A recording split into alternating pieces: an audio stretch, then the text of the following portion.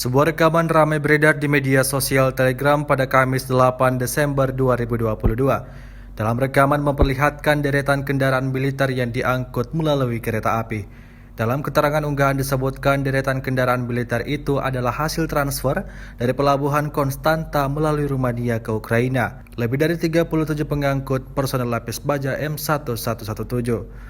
Diketahui juga Amerika Serikat berjanji akan memberi bantuan militer 250 mesin kepada Ukraina. Memasuki hari ke-288, Rusia melaporkan secara total 341 pesawat Ukraina, 180 helikopter 2.638, kendaraan udara tak berawak 392, sistem rudal anti pesawat dieliminir sejak awal operasi khusus.